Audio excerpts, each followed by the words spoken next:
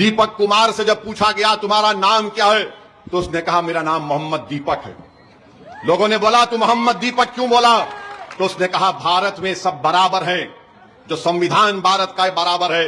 ये बांकड़े पहलवान जिनके चड्डों में से मोंढे पलट गए बजरंग दल के ये बच्चे ग्रुप में आकर गालियां दे रहे उसको पुलिस के सामने, गालियां दे रहे कि तू अपना तेरा नाम मोहम्मद दीपक बोलता है। पुलिस हजरत पुलिस बैठ के तमाशा देख रही है। उत्तराखंड में बीजेपी की सरकार है और फिर वो लोग नेशनल हाईवे को रोक देते हैं घंटे के लिए। उत्तराखंड की पुलिस उनको ऐसा देख रही है कि जैसा उनके दीवान खाने में बैठकर करी पफ खा रहे हैं।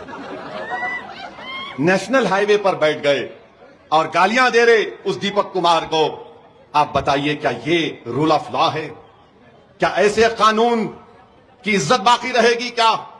मेरे अजीज दोस्तों और बुजुर्गों, मैं सलाम करता हूं दीपक कुमार को कि उसने उस 70 साल के बूढ़े वकील अहमद की हिम्मत और उनके साथ खड़ा हो गया। यही भारत है। अगर इस तरह के दीपक कुमार के नाम के हमारे हिंदू नौजवान आगे आ जाएंगे तो इस मुल्क से बीजेपी आरएसएस की हुकूमत खत्म हो जाएगी। हम उम्मीद करते हैं कि इंशाअल्लाह ताला, मुझे पूरा यकीन है कि आज भी इस देश में और इस देश की माओं ने सिर्फ एक ऐसे दीपक कुमार को नहीं पैदा किया होगा। इस देश की माओं ने जहां पर भगत सिंह को पैदा किया तो इस देश की माओं ने टीपू सुल्तान को भी पैदा किया था। तो मेरे अजीज दोस्तों और बुजुर्गों, ये पैगाम मैं आपको देकर जा रहा हूं कि मजलिस इत्तेहादुल मुस्लिमीन कभी किसी मजहब के खिलाफ थी ना कभी रहेगी इंशाअल्लाह ताला।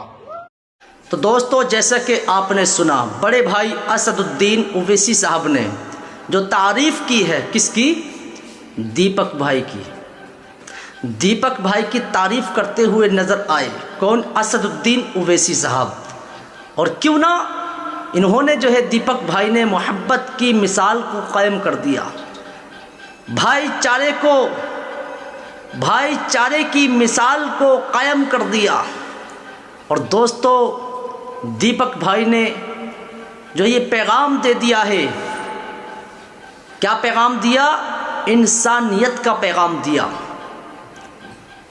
यानी इंसानियत आज भी जिंदा है, आज भी जिंदा है।